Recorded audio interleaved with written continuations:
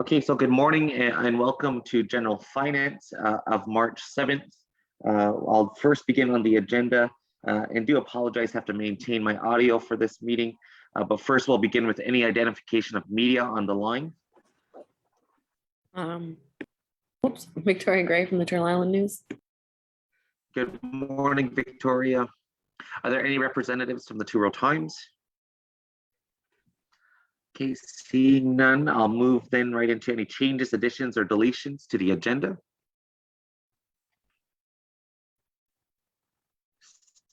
Seeing or hearing none, I'll look to a motion to adopt the agenda, General Finance agenda of March 7th. Is there a motion to adopt the agenda? I'll move. Moved by Carrie, second by Helen.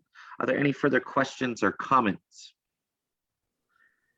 Seeing or hearing none, all in favor? Any opposed? Motion is carried. We'll move right into our delegation portion of the agenda. Our first delegation is Karen Sandy, who will be speaking in relation to the Language Commission budget. I believe there's also some guests joining Karen as well. So with that being said, I'll pass the floor right over to yourself, Karen, to begin your presentation. Thank you, Mark. Good morning, everyone. Scanos Aguego. Yeah, I have a board member joining and possibly our language strategist, but I don't see them yet. However, so the briefing note that we handed out, I guess everyone has access to that, or do I need to share screen, or how is that usually conducted? I think, yeah, Karen, just yes, they have access to their Dropbox, but just for community presentation, I'm wondering it might be beneficial for share screen. Okay. Just for community following along as well. All right, let's see. For some reason I always struggle with this. Mark, I can't hear her. Hardly. Sorry, actually, yeah, Karen, is there any way that you could turn up your volume on your end? Yes. Sounds like she's a long ways away or something. Yeah, I'm having the same difficulty as well. Okay, is that better? Can you hear me better? Not really. We're having still a little bit of troubles hearing you, Karen. Okay, I'll try to use my inside voice or outside voice. Hopefully that helps. Okay. I don't know why I don't seem to. I see my document on my screen and I don't know why I can't share it. Try this again.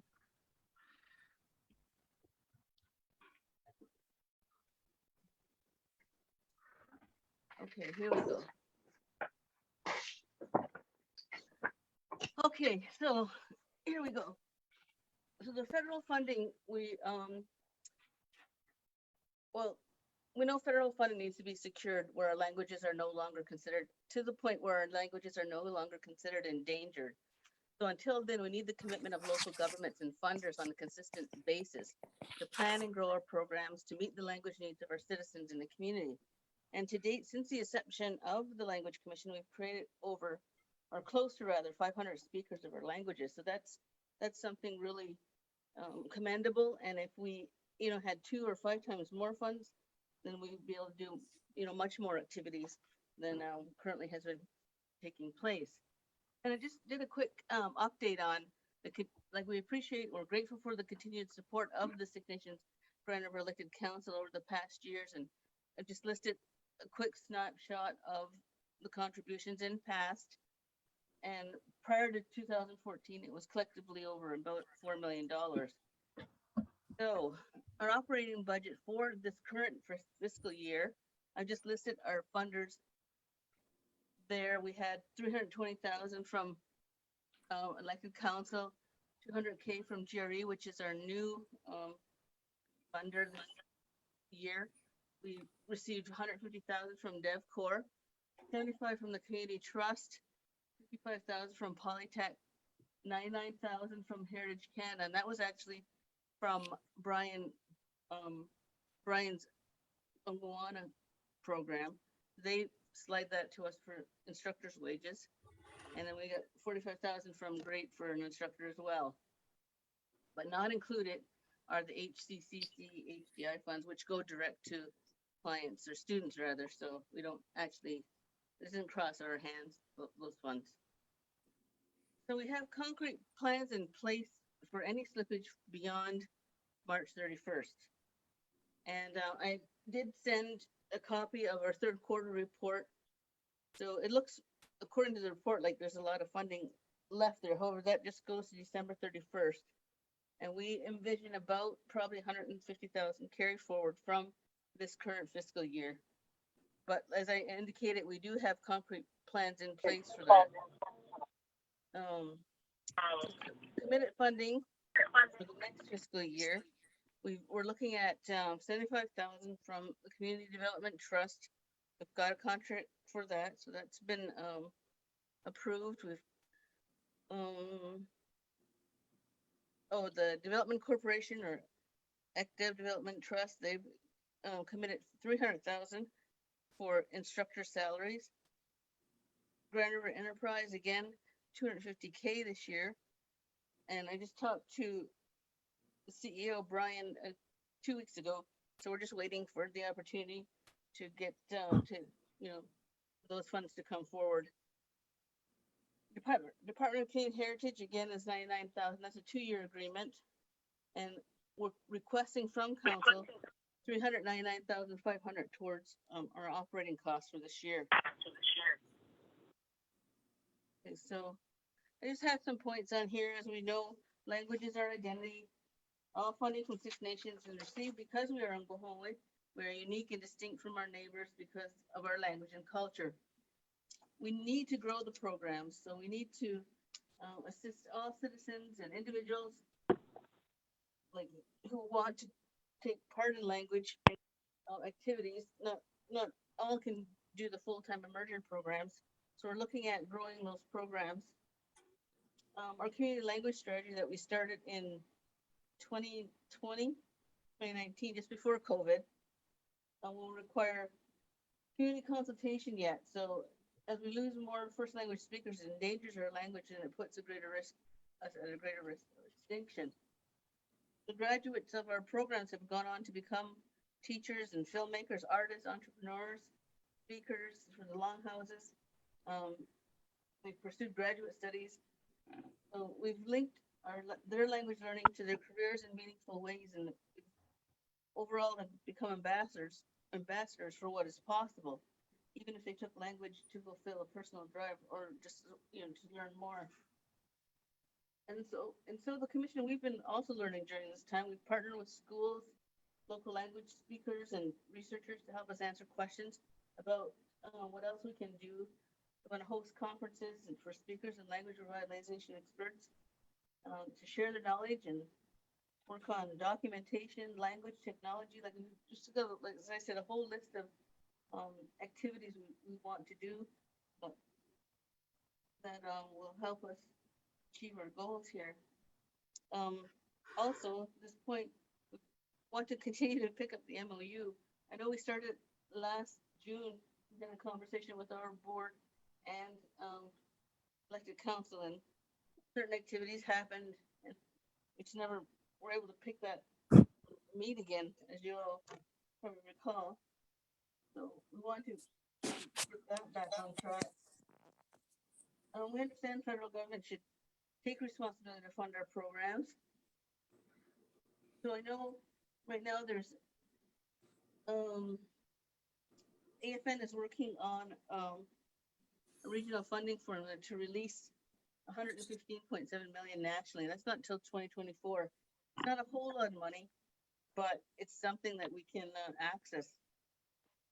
We participated in the consultation and will be following up in writing to ensure our points were taken into consideration. So we want to regroup and work on the MOU, finish that off. I mean, we know it's been difficult to plan with piecemeal funding and budgets that we get over the years. And we continually seek other sources, as we always have. So until we can secure federal funding, we're hoping the Language Commission can be like a regular yearly line item with a base budget, as indicated in our MOU. So that's really, I guess where we're what we're looking at for consideration for this next fiscal year. Does anyone have any questions? Okay, thank you, Karen, for sharing your screen and walking us through your briefing note. The floor is opened for any questions or comments for Karen at this time.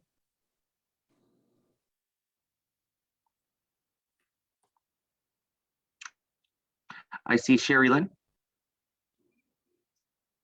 I have a couple. So the money that's giving, that pays for the students' tuition, or this is just for your guys' budget No, the funding that we receive is just for operations. for operations? Okay, my next one is how many are in the programs from our community, and how many are in the programs from other communities? Okay, and right off, I can't tell you from other communities, but I believe, I have to write this down, so I know in DG, I think they have 6 right now. With the Mohawk program, they have a first year, second year, and a third year, and an online program.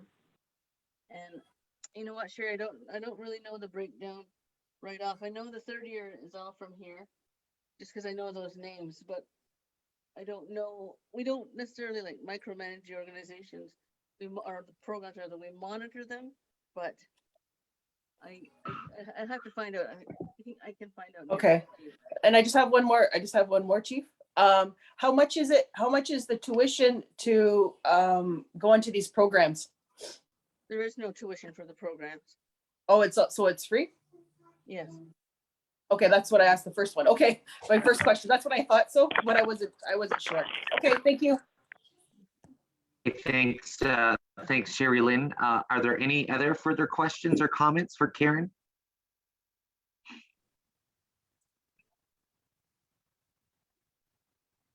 Yeah, Chief.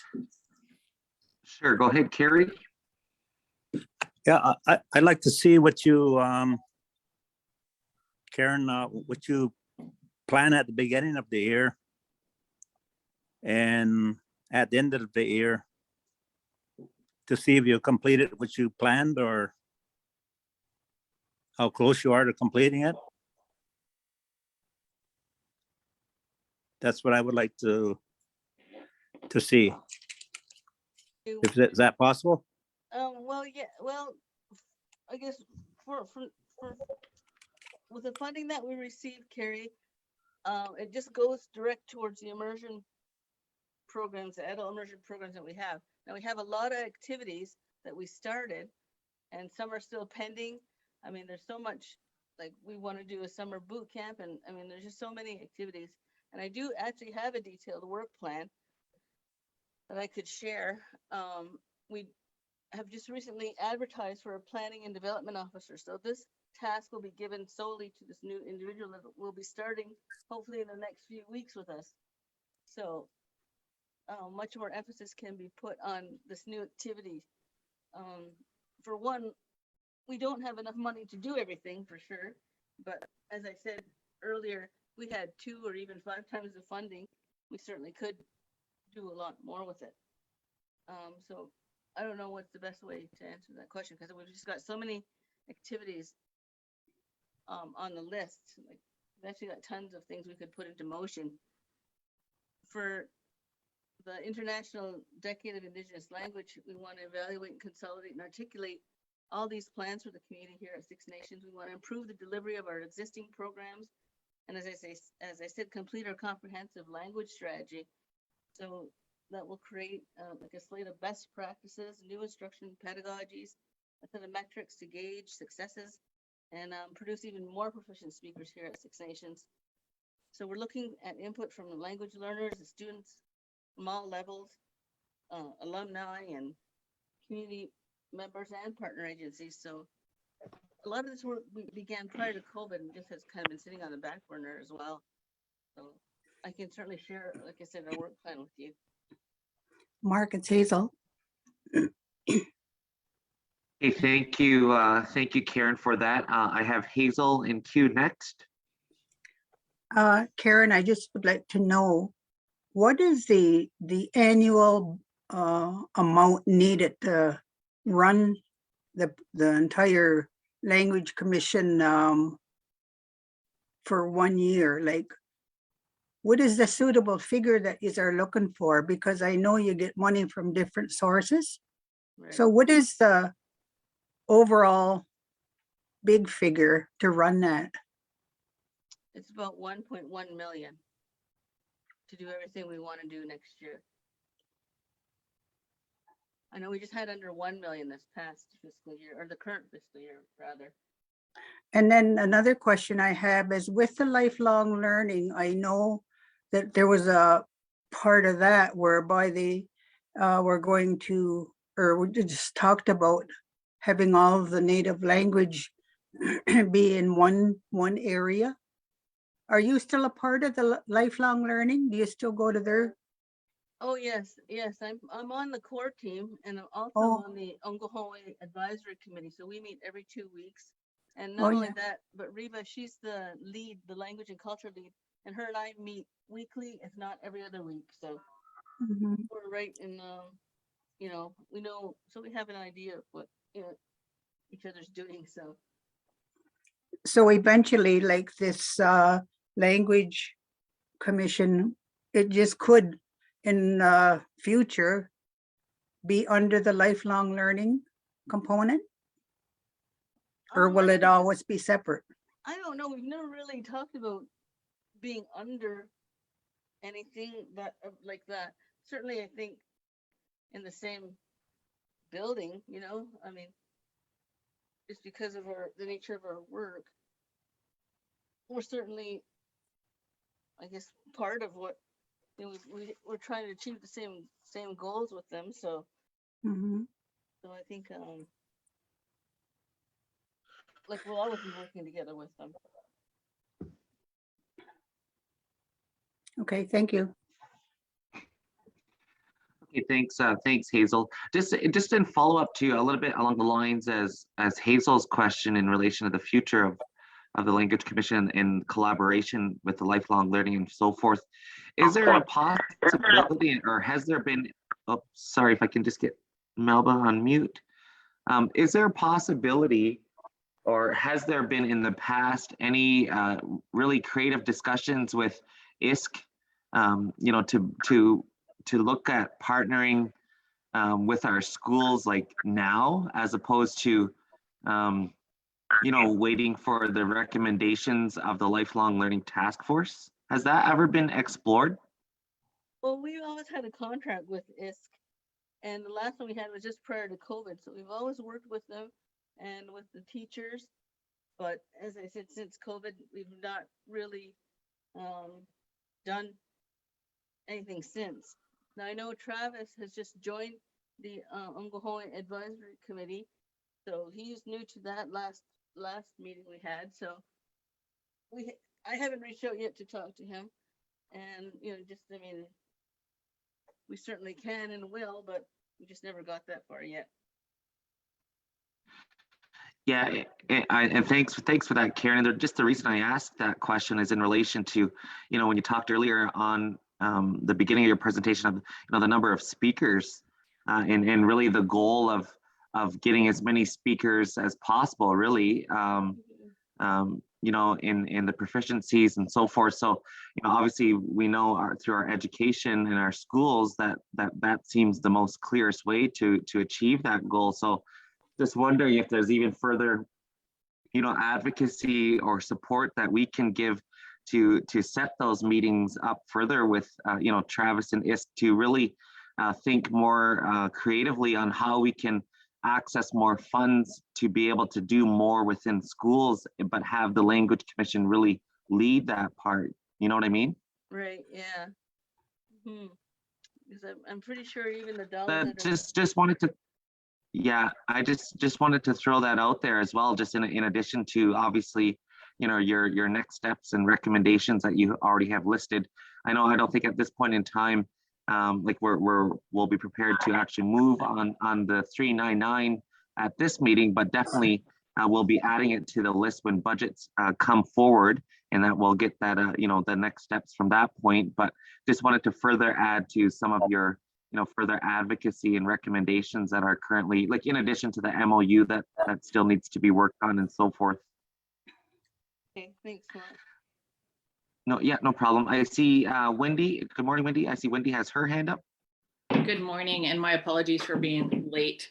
And sorry if these are repetitive questions. I don't know if you've already presented, Karen, but when I looked at the briefing, I see the amounts for 21-22, so 944,000. How much of that budget was spent? Do you have any surplus? Because I'm wondering, with how many learners you've had over the past year. And I see that the funds, when you calculate them for 21-22, they don't include those direct contributions from HCCC and HDI directly to students. But if that funding is offsetting student costs, then that's less costing to your overall budget. So how does that balance out? But my big question is, I didn't see for 21-22, how much of that budget was fully spent, and if you were running at full capacity, and how many learners that includes. Okay, yes, I touched on the slippage that we anticipate. It's probably about 150,000. And then certainly we had some things not occur.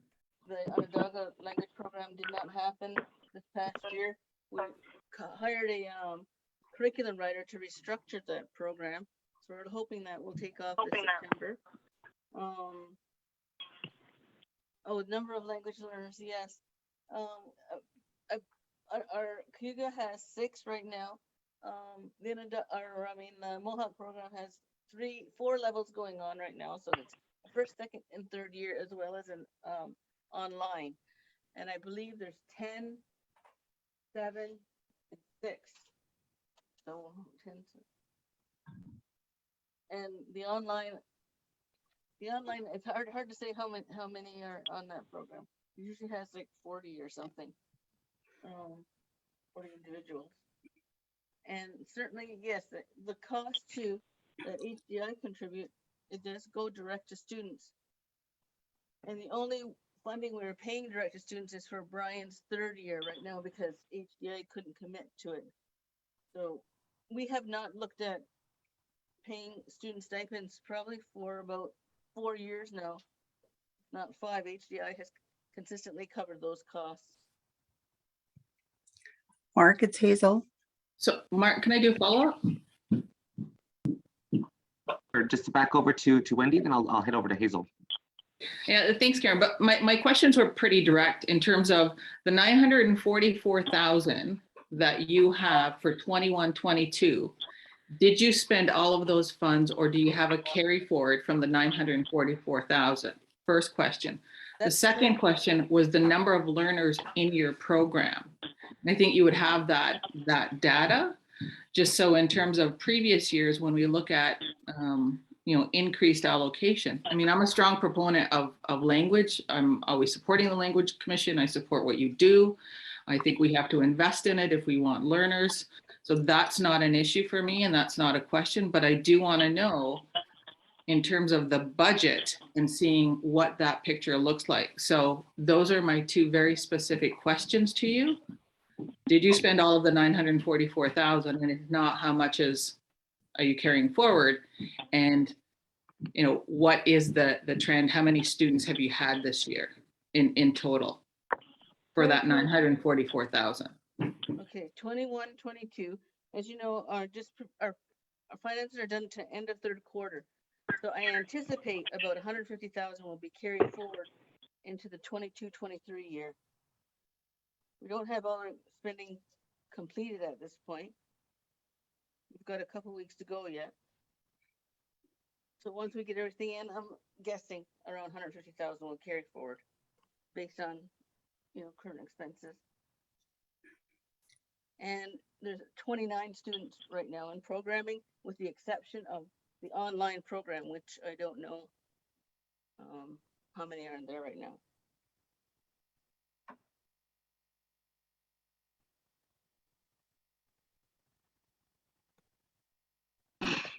Okay, thank you, Karen, for your responses. Hazel, I have next. I just want to know, Karen, about HDI since they fund the students' fees. So you don't get to see any material in terms of how much they contribute towards the fees? No, goes direct to the students. They I'm buy wondering, samples. like, because I just wondering, because you are a language commission program, why would they not provide that total amount that they're giving to the students? Because I don't know, I guess I just find that kind of odd that they don't. Mhm. And I don't know. I'll just leave it there for now. Well, yes, I know they deal direct with the students.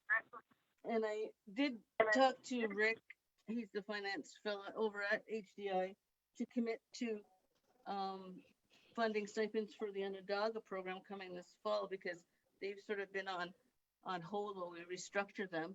And he did say that HDI is still committed to funding learners direct. So, I mean, I know that they'll be looked after from them, but I don't know the amount. And yeah.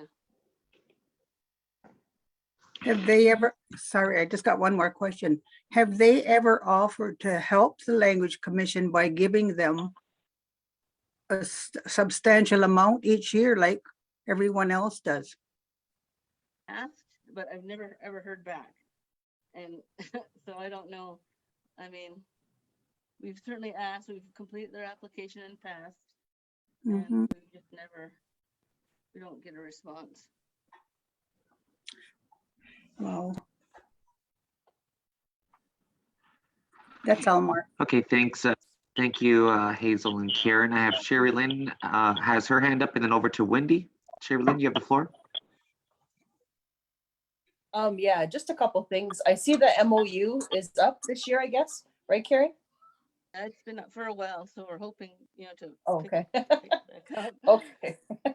All right. I guess my question is, since we've been help funding this, is it possible to get a report or data of how many language people have went through?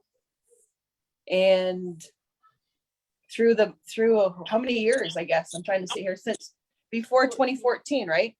Right. So- Yeah, 27. Yeah, we can, we would certainly have the historical data. Yeah, So, so that's just my question. And my other question, if we can have that data, just to see how many people, but also too, what's the maximum of students that you have in, like, that you can have? Well, it's based on space, I know.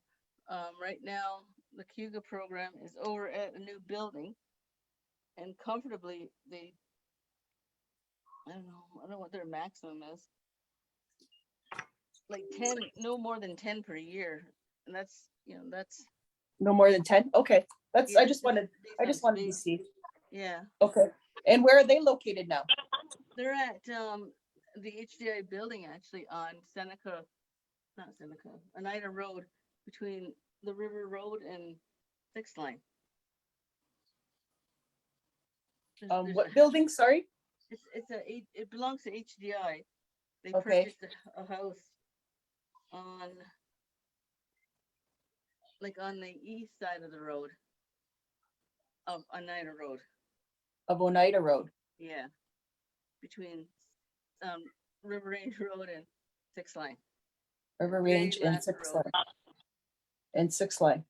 Yeah. Okay, thank you.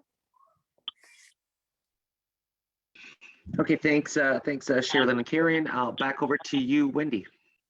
Yeah, so Karen, and sorry, I missed it in your briefing, but I'm just trying to, in terms of the amount that you're asking for, so the 399,500, what specifically is the request for that 399,000? Because if you've got 29 students, I don't know, by the looks of it, you've got 3 instructors, and I don't know how many staff you have over and above that.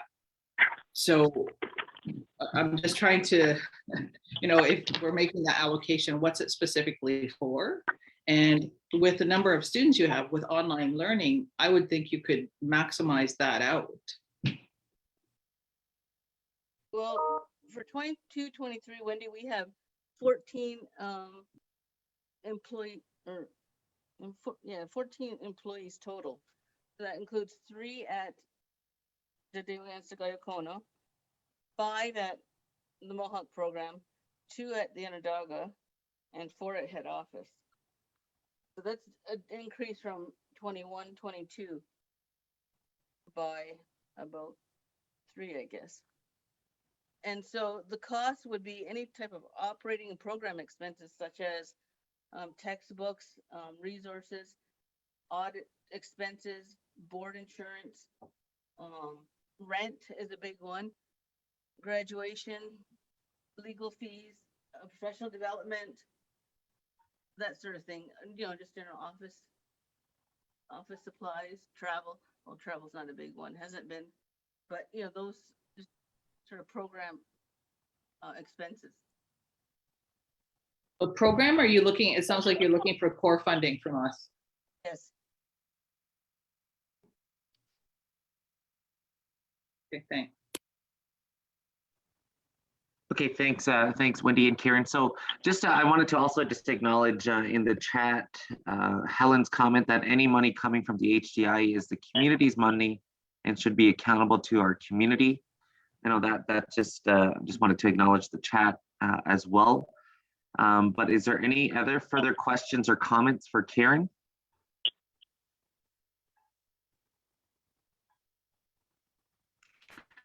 I know Councillor Michelle, she's on leave this week, but I know she was an advocate for the progress on the MOU. Just maybe if I can check in with Darren. Darren, is there any comments that you would like to add specifically in relation to the MOU? Nothing specific, Chief. I think Karen and I will need to follow up with that offline. But certainly it's, I like the conversation in terms of understanding the impact of the ongoing investment in the Language Commission and how that's furthering the language in the community, and obviously maintaining. I think the big thing is maintain, we don't lose, and obviously enhance what we have. So build in some metrics into the MOU, I think is what I'm hearing. Perfect. I agree. Thanks for that, Darren. And just further to all the comments, looking to Karen, it's the council has been, as you've seen on your briefing and budget, really investors and advocators of language for the last number of years. So I'm not looking to change that. I think this council also is continuously looking to improve and to further advocate and support the Language Commission and really just language and cultural in general. So, obviously you can, if there's anything that you can leave today, that we are still very supportive of language, and that, we need to all work together collectively, really, to make sure that we're continuing to make more learners and language speakers in the community. It's really good to hear. Thanks for that, Mark. Thank you. Thanks for that, Karen. So I just wanted to look to any further questions or comments for Karen. So I don't think, just in relation to your recommendations and next steps, Karen, as you've heard from our SAO, Darren, perhaps maybe yourself and him can have that conversation off the line in relation to the specifics of the MOU, can really get that finalized and get that into motion. And then we'll look to your request at our upcoming budget days and include that on our list and be able to get back to you further for your budget request.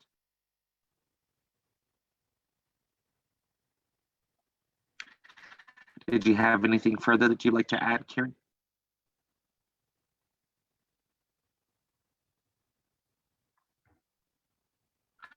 Oh, sorry, Karen, are you still there? Yes.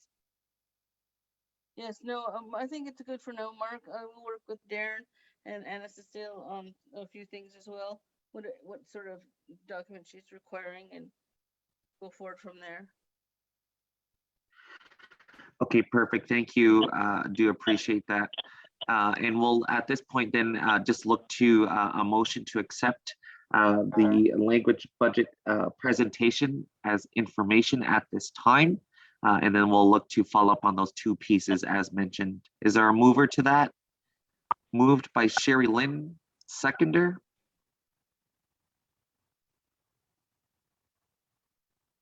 Second by Wendy. Are there any further questions or comments? Seeing or hearing none, all in favor? Any opposed? Seeing or hearing none, motion is carried.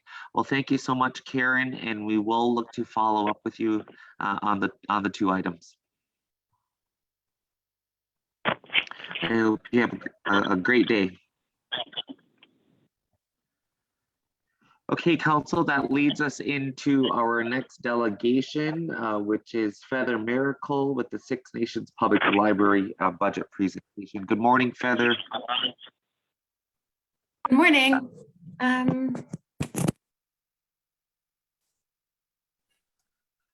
So just if we can, Feather, we'll look to about maybe a 10-15 minute. As you know, we won't look to deciding at this point in time, but we'll look to get back to you after budget days of the request itself. But we will provide a nice 10-minute, 15-minute presentation. And if you can, share screen with community so that they can follow along as well. And councilors do have the information within their Dropbox.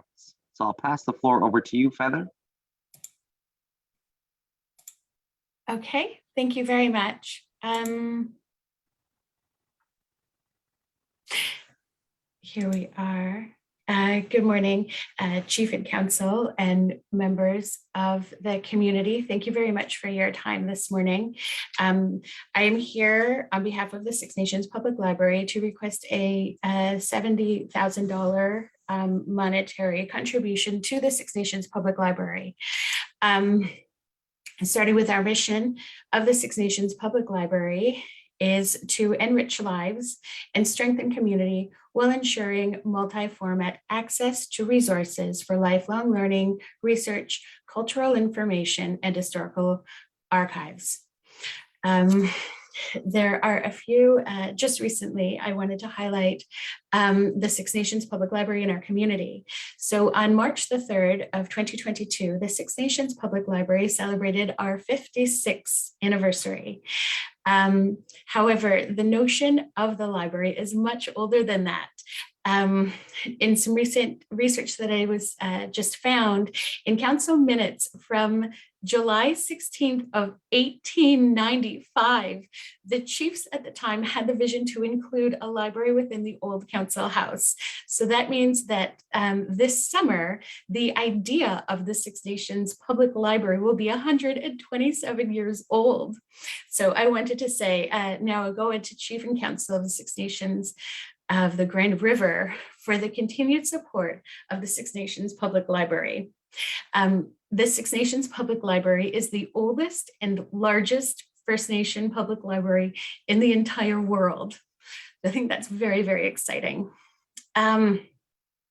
So as for our request and the details of our request, the library has, the Six Nations Public Library has an MOU with the Six Nations of the Grand River Elected Council for $175,000, which was established in 2012.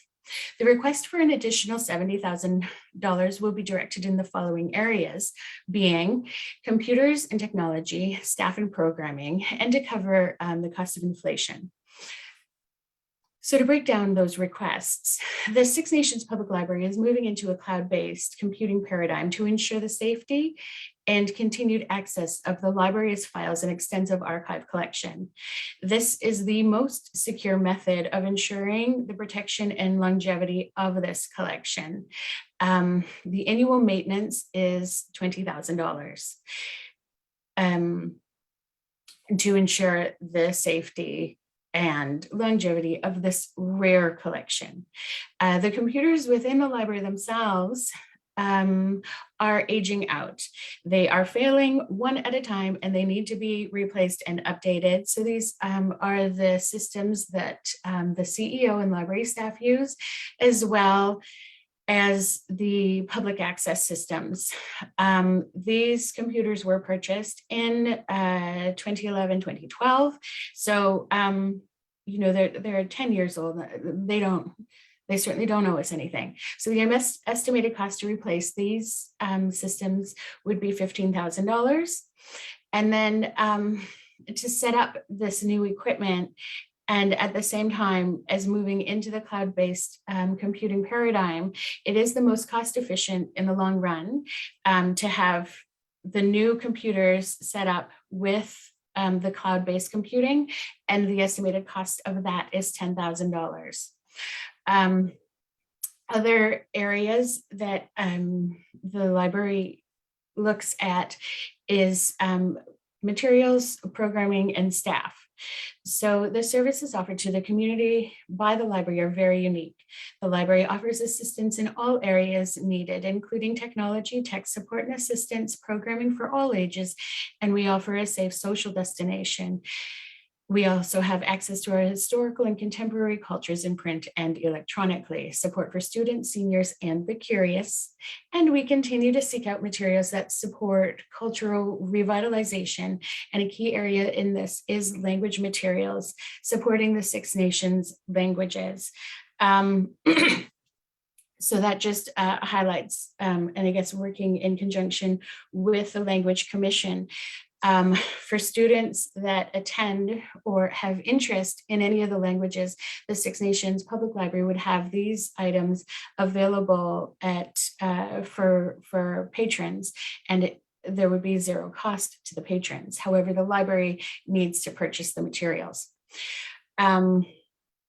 So in the current climate of the pandemic, Ontario is easing restrictions. The library right now has myself, 2 full-time employees, and we have a part-time staff. In order to provide continued assistance to our regular patrons, as well as offering an increase of in-house programming, the library will need to hire more staff. So part of the funding would go towards that. In addition, so in addition to that, in terms of inflation, the MOU was established in 2012. And I did a little bit of research in terms of the cumulative price increase from 2012 to 2021 is 22.45. So that would reflect in an increase in the amount of 40,000. The library has explored other avenues for additional funding, and we have successfully received monies from the Public Library Operating Grant, as well as the First Nations Salary Supplement. We have received monies from QB 3906 Indigenous Solidarity Working Group's Community Impact Fund of $500, as well as the Connectivity Fund for $1,200. The library has applied for funding through the OTF Resilience Funds. We have applied for funding for summer students through GREAT, and then we have also put in another request for funding from QB 3906. That most recent funding would be to get a 3D printer for the library. I don't believe that anywhere on the reserve has a 3D printer, and this is an interesting opportunity for the community, especially students and children, to increase their interest in STEM and STEAM. We have applied for the Six Nations Gaming Fund, the Gaming Commission, but there is no funding available for this year. And we have also applied for OTF funding, the resilience funding, and we were not successful in that grant. In addition, so the Six Nations Public Library is a very, very dynamic institution, just like any public library, that from the surface, it looks like a very, very easy place that you just go and check out your, look at the things that we have available, check them out, take them home, and it's very simple that way. But from the background, it is a very, very dynamic and complex system. So one of the things that I wanted to highlight is some of our partnerships. This goes to programming that the library currently runs. The majority of our current programming is via Zoom, and it is, we offer a minimum of 14 programs per month, which include holding space for language speakers of of all 6 languages. The first, second, and third Tuesday and Thursday from 7 until 9 p.m. the library holds space for language speakers. And that was extremely successful, especially with our marketing, that our Facebook post alone on that topic was shared over 500 times. The library also has a partnership with Six Nations Health and the Health and Wellness Committee, and we offer a book club, and that is done entirely online. We host in the summertime, during gardening season, we host gardening meetings. We have a partnership with the University of Western Ontario with the FIM students who are doing, performing a variety of projects and research for us. One of the research projects that they have undertaken is looking for grants and funding available to the library. We are currently just starting a partnership with Kobo. I don't know if anybody is familiar with the Kobo e-readers, but it's called Rakuten Kobo Partnership, and that would be to increase digital literacy for the community. And they will be supplying Kobo readers as well as the e-resources that go with that. Then we also have leveraged our local partnerships in terms of cataloging. So we have a partnership with Hamilton Public Library where we are cataloging items for our archives by a cataloging and metadata specialist. And we have partnered with the Mississaugas of the Credit First Nation Public Library, and we were using some of their staff since their library is closed. And we have recently created a partnership with OSTTC for a family pass. So you can borrow a pass from the library. We have in the works a partnership with Chiefswood Park so that we will have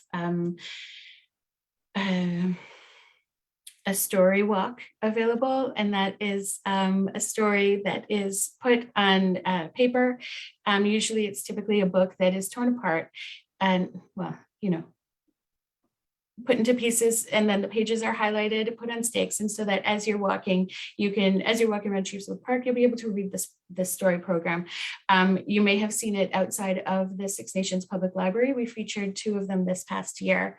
The final and very exciting, our newest program is called Dial a Story, and we invite any counselor or chief or member of the community that would like to participate in our Dial a Story program to come and tell a story. You can either read a story or tell a story, but this is an avenue for members of our community that don't have access to the internet, but still would like to hear a story, especially, you know, parents in the evening time that would like to read a story, but sometimes we get tired.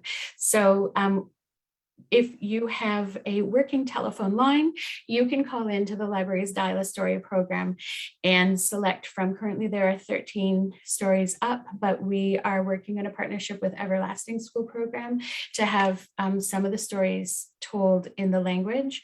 We are also working with other First Nation public libraries of Ontario to tell stories there as well. So there is a variety of things that are going on in the library, but we are requesting especially in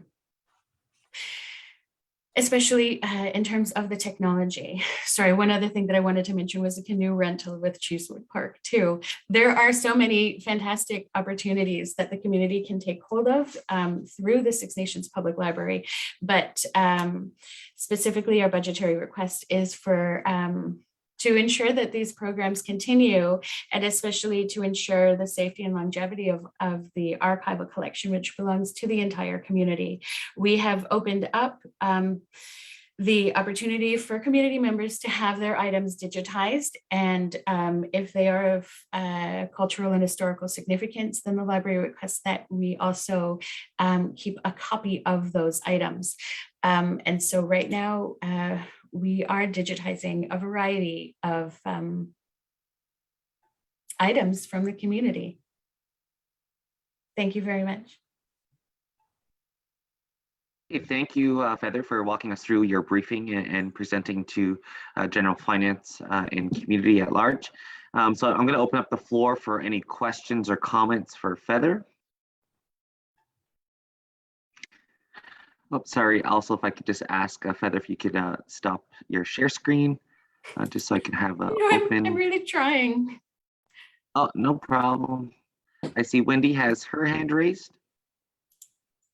Thanks, Martin, and thanks, Feather, for that presentation. So just two questions. Sorry if I missed the program where the reading program. If you can email that, I think it would be helpful. And if we want to volunteer, we could do that. The second piece of it, do you do anything in terms of literacy tutoring? I mean, tutoring is huge right now. And I would think if you're looking at literacy, could we not access Jordan's principal to help with that? And that may offset some costs. That is an excellent suggestion, and I will look into that. The library does perform, we wouldn't necessarily call it tutoring or structured tutoring like that, but the library does offer assistance. In particular, we continue to help our seniors who call in with questions, and we can spend up to an hour on the telephone helping them mostly navigate the new world of technology that they're getting into. Okay, that's great. Thanks so much for that suggestion. Wendy, I see Helen has her hand raised. Can you hear me? Yes. Oh, yeah, I just want to, I just wanted to say I'm amazed at how old our library is. I didn't know that. So the Chiefs wanted to do a library way back in 1895. I think that's awesome. And I'm hoping the media on the meeting here will pick that up, because that sounds to me like a really good community story. I really just wanted to say I used to sit on a library board for a lot of years, and I can see how far our library has come over the past 5 years or so with all the various programs and everything. So Heather's doing a really good job bringing programming into our library and helping all of our young people and elderlies and anybody that goes to libraries. So it's all, it's unfortunate that the library has always been struggling for funds, even when back in the day when it was housed at the old council building. They were struggling for funds when Alva Liquor started doing it, and that was way back in the 80s. They've been struggling for funds ever since. So I really support trying to help whatever we can with the library. There's a lot of kids that go there.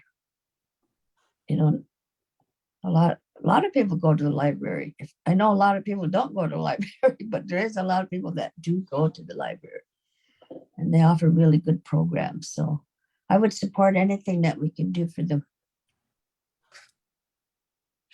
Thanks, thanks, Helen. I 100% concur. I actually wanted just to also basically kind of reiterate Helen's comments. It's really nice to see, Feather, the partnership and collaborations with the different entities and organizations within the community that you have partnered with. I think that's incredible to see, in addition to the history of the library itself. But again, just want to say now and thank you for your work that you and your team are doing at the library. I know it's council has always been supportive of the library since I could recall. Over the years, obviously, have requested additional funds leading up to even this year, looking to additional funds for the technology and those items that you had mentioned in your briefing. And so we'll definitely look to on budget days for that request and how we can further meet that request and really just further look for the advocacy pieces as well, like in terms of also Councillor Wendy's suggestion, just in a way of getting more creative in a sense of offsetting some costs as well and looking to different areas of funds that we can access. So all in all, just want to say thank you for all that you're doing. I know it's been challenging, obviously, over the last 2 years with COVID and so forth. So it's nice to see that we can safely and slowly return back to some of our usual activities that we've done prior to COVID. So really just want to say thank you, Nyawa, for the presentation.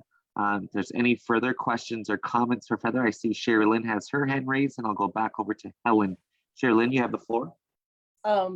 Yeah, I just wanted to say kind of what Helen said, for the media, this is a positive story. And I think also too, maybe reach out to APTN because, there's the history, what we offer, how long it's been, but also too, your overall goal with the library. So people know, but also too, do you have a charity number for donations?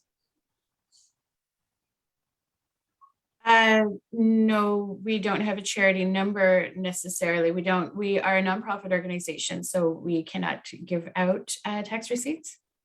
Okay. Is that what you mean? Yeah, I was just wondering just to help, with the cost, because I think at some point, a new building, that was all just a fundraising thing for donations. Thanks. Yeah. I just really quickly on that piece, I do recall my time on the library board as well, that they would utilize our charitable status number. I'm not sure if that could still be accessed as well, Feather, and maybe perhaps that's something that could be worked on or discussed or more further rather explored with our SAO Darren off the line. If there is opportunity for Sherry Lynn's, what Sherry Lynn suggested in relation to fundraising initiatives or contributions that people would like to make. I know that did happen in the past. Not sure if that is still something that could happen. Is that what you're referring to, Sherry Lynn? Yeah, thank you, Chief, because that's what I was thinking, because I knew that's what happened when I first got on. The first term I was on, that happened. So thank you. Yeah, appreciate that. Thanks, Sherry Lynn. Helen. Yeah, they used to have a Friends of the Library, I think, foundation that used to try and help raise money, and they used to always do a golf. I remember a golf tournament, but they kind of got the golf tournament kind of got didn't do too well in the later years because there's so many golf tournaments every weekend. People always having them, so the library didn't do too well the last time they had one, I think, because more people wanted to support all the other golf tournaments in the library. So, and I remember they used to hold an annual big dinner, and Ken Mount Pleasant would donate a car and people would sell tickets. They used to do all those different things, but I'm not sure if the Friends of the Library is even still in place now. I don't think they are anymore. But anyway, I wanted to offer my condolences to Heather and to the board for the loss of Don Montour. He was a longtime member of the library board, and he worked really hard on the historical part of things, and he did a lot of work for our library. So I just wanted to offer condolences. Thank you. Thank you so much. Thanks so much for that, Helen. I too also would like to offer my condolences as well. So thank you for bringing that up, Helen. Appreciate that. Melba? Yeah, I was glad to hear that there's some concentration on elders. I think, as we know, a lot of elders have a lot of time on their hands. They like to keep up, many of them, with what is happening in the community. So hopefully that this will continue, because I haven't heard specifically that they have concentrated on elders with technology. I know health had that makeshift building, and I'm not sure how it's materialized, whether it's open or they've redesigned to assist in other areas. So I was really happy to hear that. So spending 2 hours with an elder, you know, is really neat to do that, because you have 4 staff, you sit in the office, and I think that's really great. But it may be done in other programs, but I have not and did not remember that it was really concentrated on. So thanks a lot for doing that. And I'm always very impressed with all the programming that you have. I remember someone asking one of the times that you had reported, and you just went on and on, just like you did today. So I really appreciate that, and I'm sure many others do in the community, and of course, counselors. Thank you. Thank you. Thank you. Thank you so much for that, Melba, as well. Okay, Council. So I do appreciate you, Feather, for joining us this morning at General Finance. We will look to budget days for this request, but at this time, we'll look to a motion to accept as information Feather's presentation at this time. Is there a mover to that effect? Moved by Sherry Lynn, second by Helen. Are there any further questions or comments? Okay, seeing or hearing none, all in favor? Any opposed? Seeing or hearing none, motion is carried. And again, just Feather, to Helen's point, on behalf of council, please extend our sincere condolences to the rest of the board as well for Mr. Montorez. I do, know that he contributed a lot to the board as well. Even my short time on the library board, he was there as well. So just want to extend those again and appreciate all the work that you all are doing. So thank you so much. Thank you very much for your time today. I hope you have a wonderful rest of your day and rest of your week. Yes, you as well. Take care. Okay, Council, that then leads us into our next item, which is the adoption of the General Finance Minutes of February 7th. Just to FYI, we will be deferring item 5, which is the Health Services Haldeman Border Building Agreement. That will be deferred to our next council meeting. So looking to the General Finance Minutes of February 7th.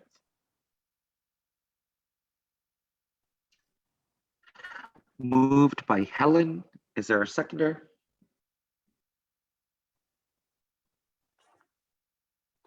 Yeah, I will. Second by Carrie. Are there any questions, comments?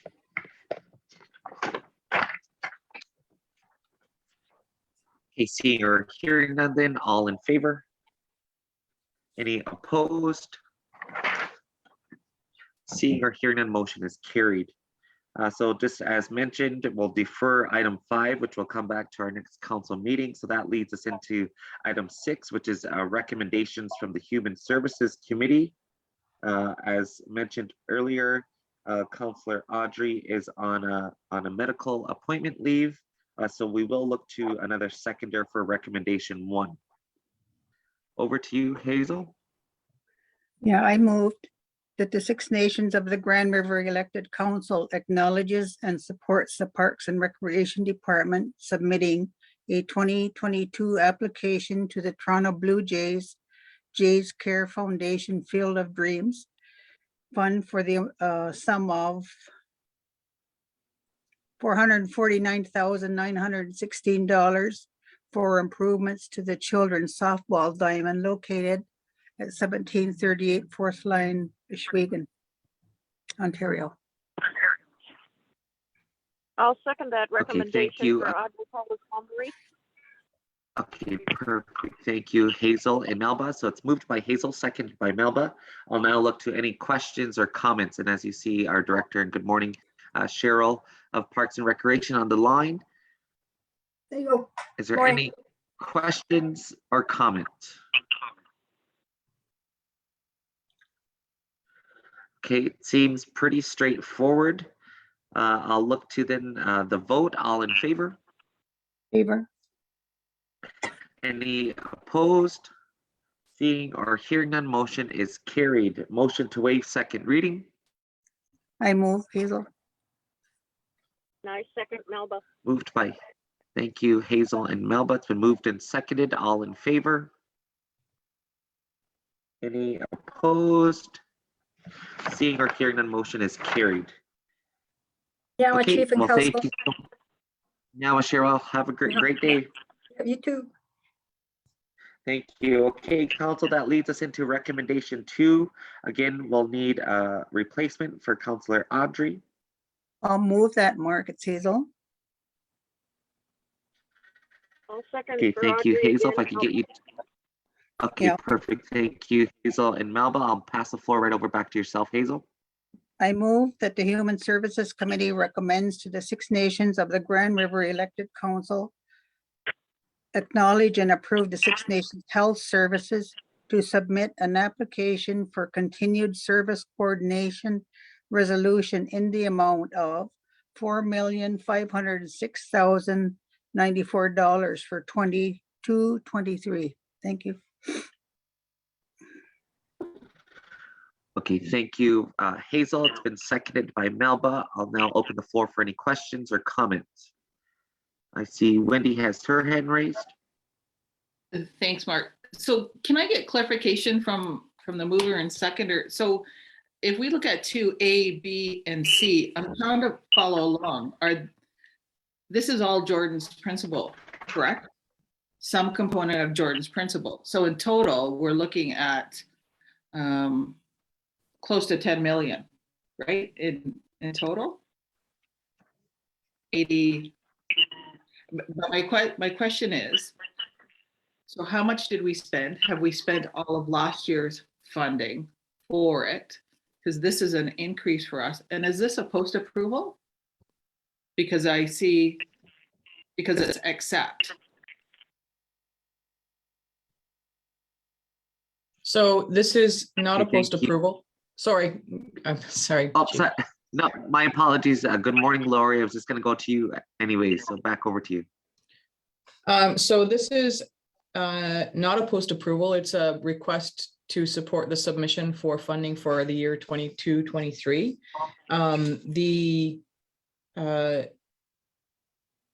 I don't have the current P&L for the Jordan's Principle funding, so I would have to go back and review where they are to date. They do have 2 components of Jordan's Principle. So the funding was determined to be increasing, but it has not become base funding as of yet. So recommendation A is around service coordination, that component of the project. B is around service access, and then C is legacy component that just allows council to accept the funds in advance, so we don't have to bring it back again to then start if the funding is, when the funding is approved.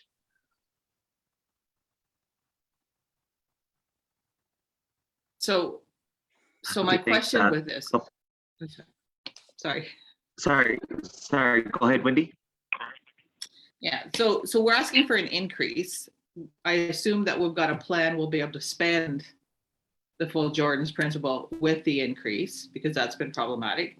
And how do we build in, even with the coordination, because that's the navigators and all of that. I mean, we hear, and I'll speak for myself, so many issues, so many complaints about Jordan's Principle, which you're well aware of, Lori, and I'm sure the rest of council. And a lot of that we have no control of, because we don't, I mean, we administer some of it, but we don't make any decisions around it. So how do we deal with this program? It's a lot of money and can provide a lot of benefit to the community, but how do we match those 2 up? I completely Maybe hear that's you. getting into the weeds because it's just getting the money, but you know, we get all of this money and then what do we do? Yeah, I mean, I think there's a component that we have been actually pushing forward of trying to be able to pre-approve some of the requests when we know that they have been approved in the past. So if there's a precedent set for educational assistant, because part of the service coordination is contains funding that will actually cover those claims. So no, we don't approve we don't do the approvals of the of the funding, and that's where we need the political advocacy in that. And so there is work being done in the background to build a case for political advocacy that will be coming forward again to council. So they actually send us approximately $3.5 million in advance so that there isn't a delay of trying to get the funds from council in order, or sorry, from the government in order to pay the service providers. So, you know, it's an ongoing issue that needs to be addressed by headquarters at ISK-FNIB.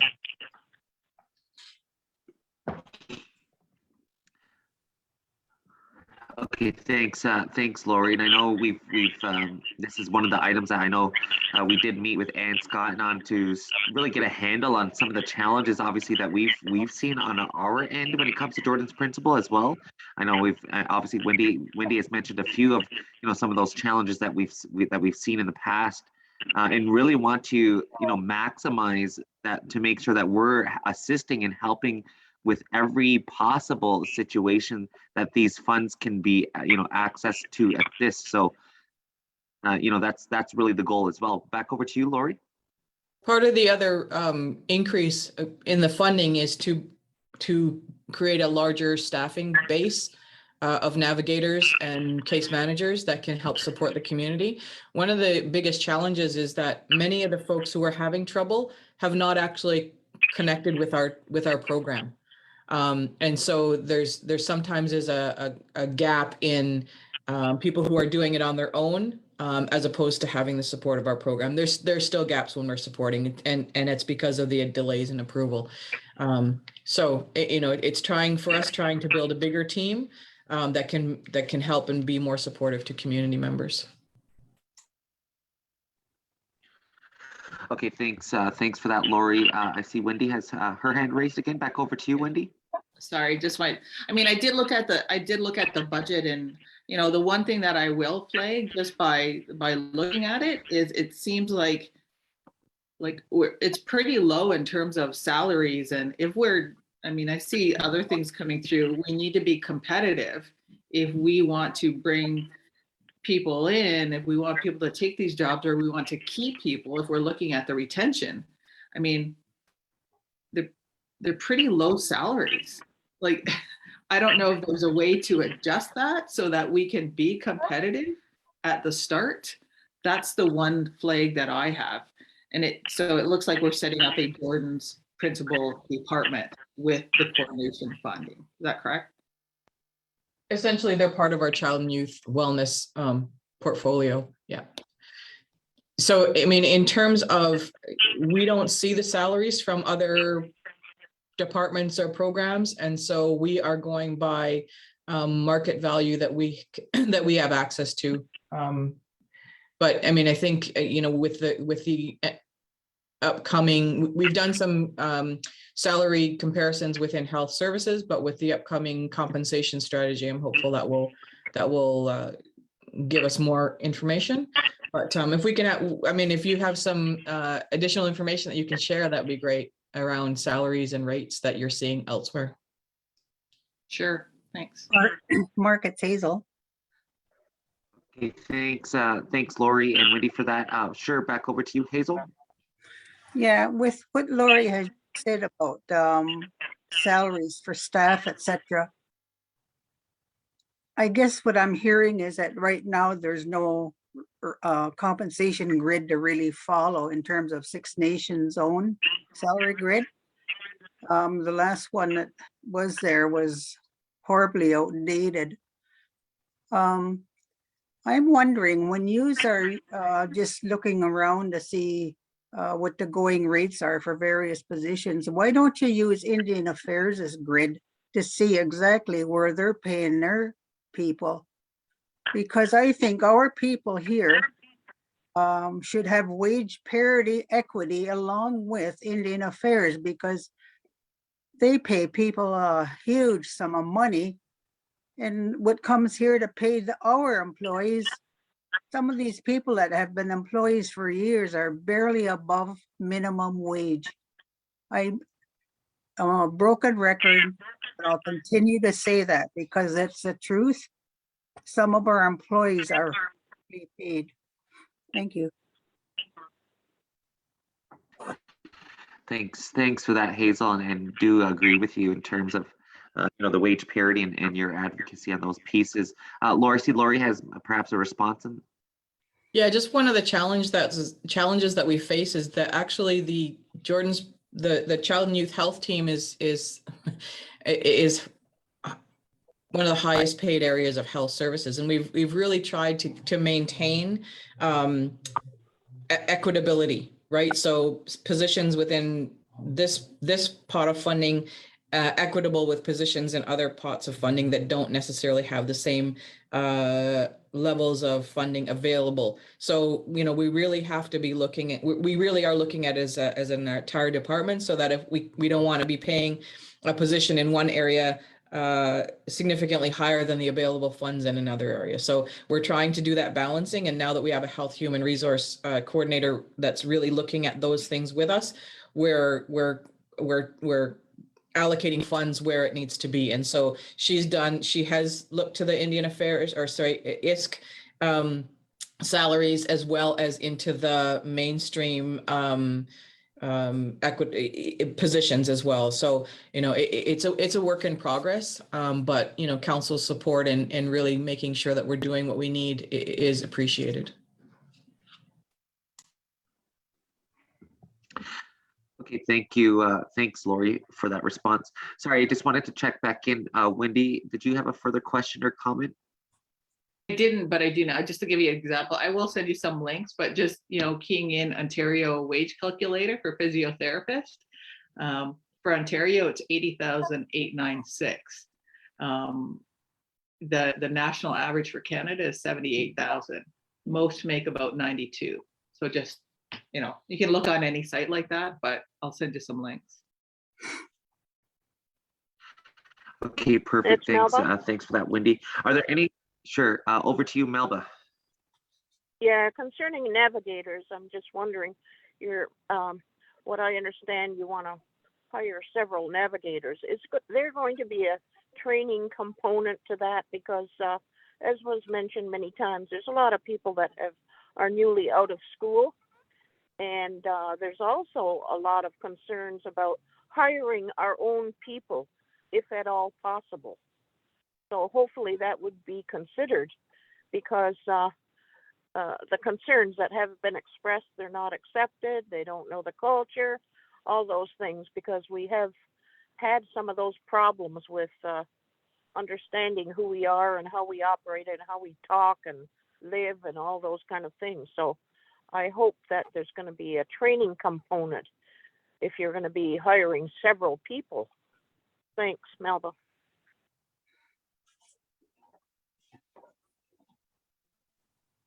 Okay, thank you. Thank you, Melba. Sorry, just wanted to check in back with you, Lori. Any response? Yeah, I mean, health has the Senior training that we provide for our staff, as well as having, internal mentoring opportunities from community members, supporting non-community members. And the whole idea of equity, diversity, and inclusion is something that we're really exploring within health services to make sure that,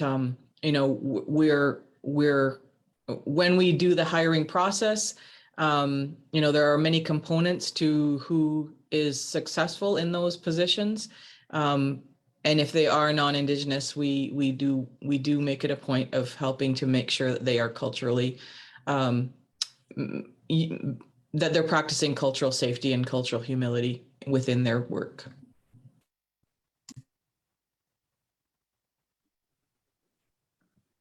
Okay, thank you. Thanks, Lori, for that response. Are there any further questions or comments in relation to the motion? Can I just add one more thing?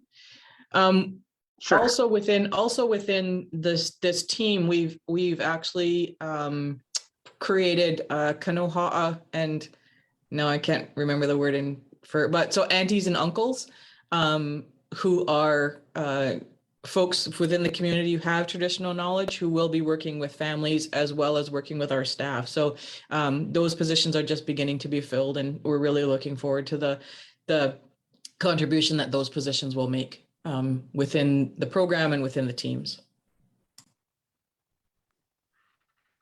Thanks now for that, Lori. I think that's great to hear.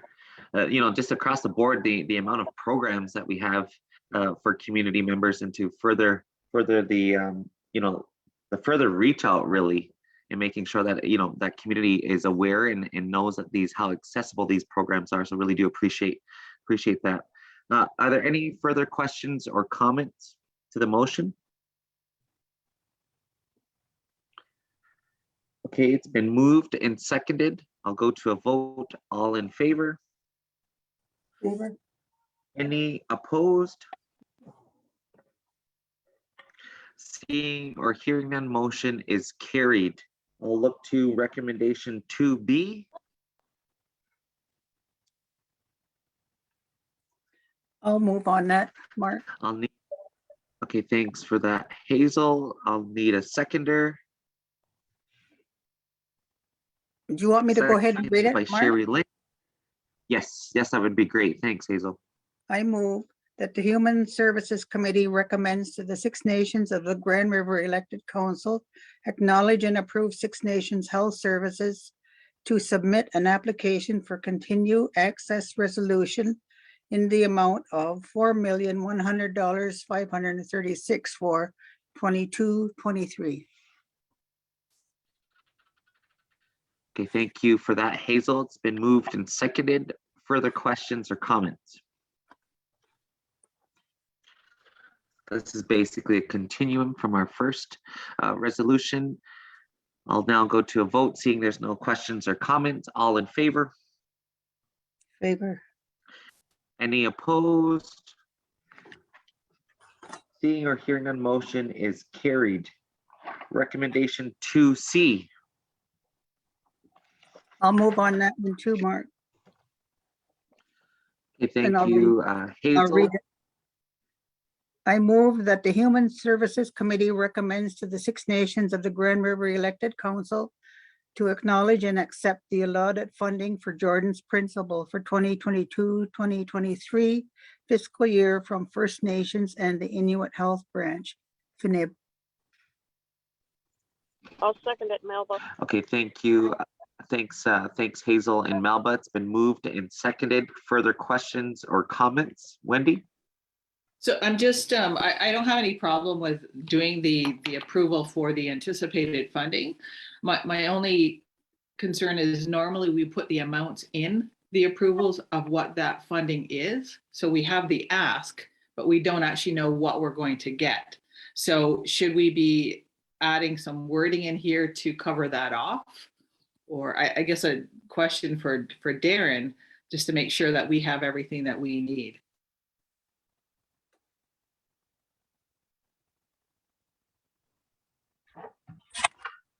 Yeah, generally what happens is we have, as you see on the agenda today, we have a financial agreements report from Anna Cecile where we get the actual amounts, but if it differs materially, it should be coming back for just as an update. So that would be my suggestion on that. I don't know whether we need to put it in a motion, but it's just some instruction. I think maybe if we can add that piece in the motion to C, just Darren, just what you spoke of, I think that would be sufficient until we know, the concrete numbers, and that could come back. I'm not sure if that's a suggestion that could suffice. I see. Sorry. Oh, sorry, Wendy, and then over to Lori. Yeah, I was just going to suggest that if we acknowledge and accept the anticipated allotted funding for Jordan's Principle for 22-23 in the amount of, add the two, so it's 86.06 and change, or whatever the amount is, and then carry on from there. That way it's covered off. And then when it comes back for information, if there's any difference, we can just look at that. That makes sense to me. Is that okay with the mover and seconder? Yes, that's fine with me.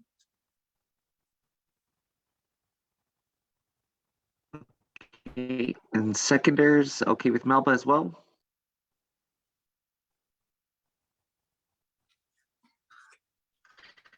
Sorry, she's probably Yes. trying to get off of mute. Oh, there she is. Okay, Yes, thanks Melba and that's fine. Hazel. Okay.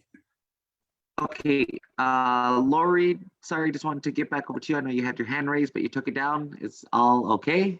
Yeah, I was just gonna say the same thing Wendy said, so. Okay, perfect. Sounds good. Well, thank you so much. We'll look to then now, it's been moved and seconded with those edited changes to the motion. I'll look now to a vote if there's no further questions or comments. All in favor? Favor. Any opposed? Seeing or hearing none, motion is carried. Motion to waive second reading.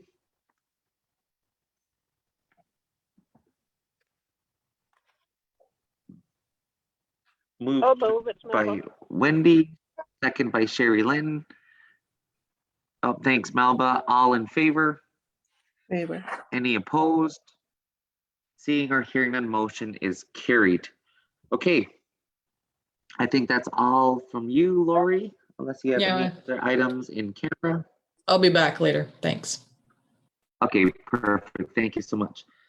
Sorry, just want to check in. As mentioned earlier, our Chief Financial Officer, Anna Cecile, is off sick today. So just looking to Darren. We'll just defer this item. Darren, if you can just confirm.